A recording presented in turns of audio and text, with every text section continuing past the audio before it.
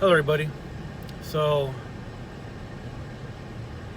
for the for this video, we'll be discussing if combat sports such as MMA have mislabeled the martial arts. And when I refer to the martial arts, I refer to the traditional martial arts. The martial arts with its lineage and style.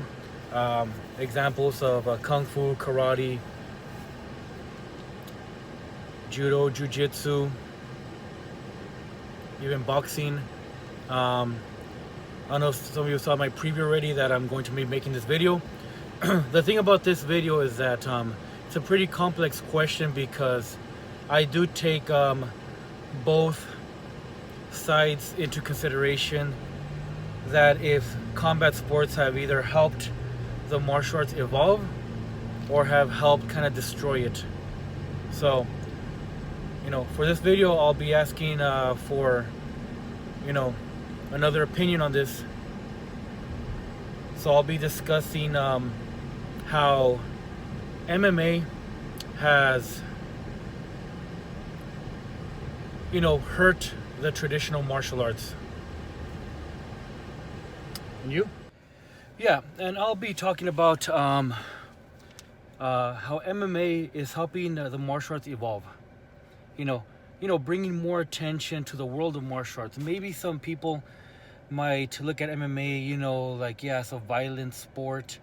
Might look at it as, it's mainly just for entertainment for others, while the martial artists themselves are willingly getting themselves in a situation to get hurt.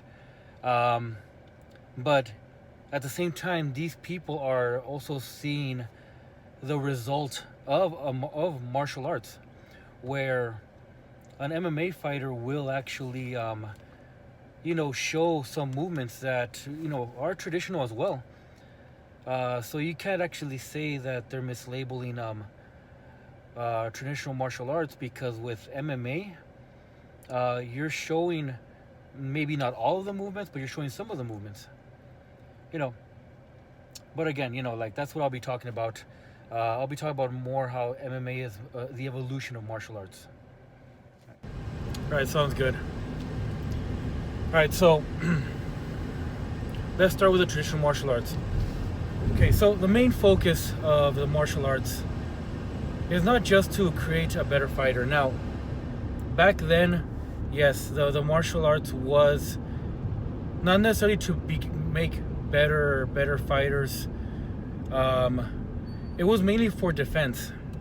So I'm gonna refer to a few martial arts already that that created their style solely to defend themselves, defend their cities, defend their countries. So we have, and yeah, I might reference a few movies, reference a few history facts that I've researched myself. But let's take, for example, capoeira. All right, so capoeira, Brazilian martial arts. They obviously, not obvious, but for those martial arts that already know, they developed a martial art surrounding to look like a dance. So whenever these citizens of their city, whenever the soldiers that were kind of keeping them captive, keeping them down, they would start dancing, creating like a very unusual dance to not call it attention that they were actually learning a martial art. So this martial art was specific in its form of dance to throw off the soldiers, so that whoever was basically, I would say, oppressing them wouldn't know that they were training to defend themselves. And then you have Shaolin Kung Fu, where they were being attacked by other races, other countries. So the Shaolin monks had to learn how to defend themselves. Again, these were peaceful monks that spend most of their time chanting and praying, but they needed to survive. They needed to make sure that they were able to continue their their religious beliefs, keeping themselves alive. So I could almost name all of the styles, and a lot of them are going to be linked to a form of self-defense.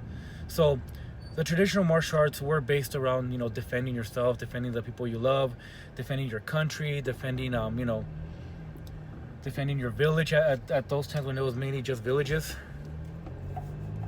Not sponsored by Bang, but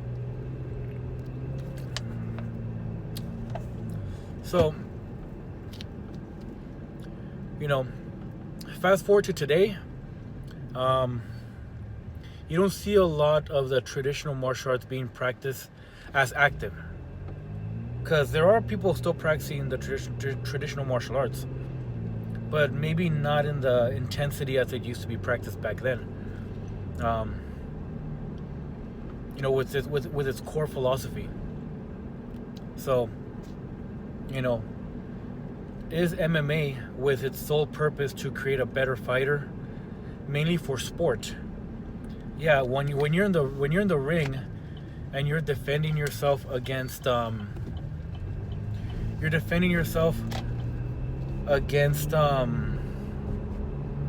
your opponent, you really call it self-defense. Your sole purpose is to hurt him enough that he stops, versus avoiding the situation, because self-defense is also running.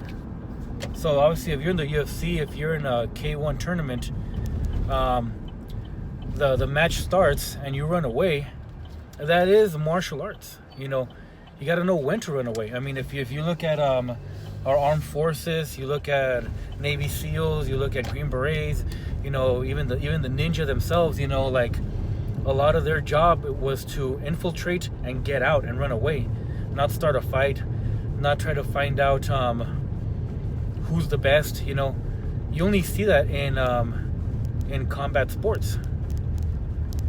Again, this is my perception, my opinion into what I've noticed. So with mixed martial arts now, you have a different mentality, different mindset when it comes to learning the martial arts. So the way I see it is that, there is some destruction towards the traditional martial arts, and attention being pulled away, because, I do believe that with martial arts, you can become a good fighter, but, as a side effect to learning the actual style itself, Again, don't want to talk your ear off, so what do you think? True. But think about it this way. Back then, during the times of traditional martial arts, we had these type of combat sport tournaments. If you think about it, look at the gladiators. The gladiators their sole purpose, they were slaves to their kingdoms or prisoners, but their sole purpose was to create this entertainment for their kingdom as well, for the spectators. So, if you want to be honest, MMA combat sports is nothing new for our generation. This was going on from way before. During the Chinese, era, where they had displayed a lot of martial arts. You had tournaments as well, where, during, I would say, the Boxing Rebellion, where schools would challenge each other. They weren't defending themselves. They were literally putting challenges. So, the way I see it, like, mixed martial arts, plays a big part in this era, to promote the traditional martial arts that are still being practiced for today. I don't know, think about it, man. Well, yeah, that's a good point. Part of our nature, knowing, just with the fact that we have that confidence that we know how to defend ourselves and know we possess a certain fighting skill, part of our psychology, it does lead us to want to become better at it, not just for self-defense, but, to actually have a level of proficiency with our style, and it's true, a lot of styles would would want to go against each other. I mean, to be honest, you know, there were times when and all these are friends that I made a lot of friends in sparring matches. You know, people that have different styles, Taekwondo, Muay Thai. Muay Thai is an example of a combat sport if you think about it, even though it holds a lot of tradition. And it's probably one of the most violent sports there is, where a lot of martial artists should be wary of. Their sole purpose is, you know, they have a lot of destructive power. So, but I guess what? Hey, can I have some of this? Yeah.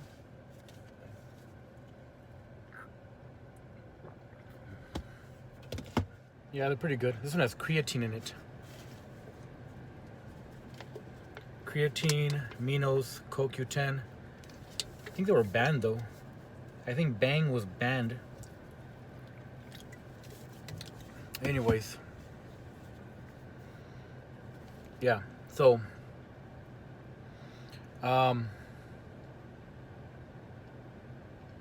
yeah, what I think is that when it comes to combat sports, MMA, traditional martial arts,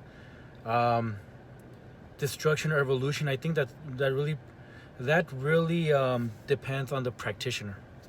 You know, I mean, just like anything, it always depends on the leader, on the person practicing it. One of my philosophies is that there's no bad martial arts. There's no better martial art. It only depends on the level that the practitioner wants to put in.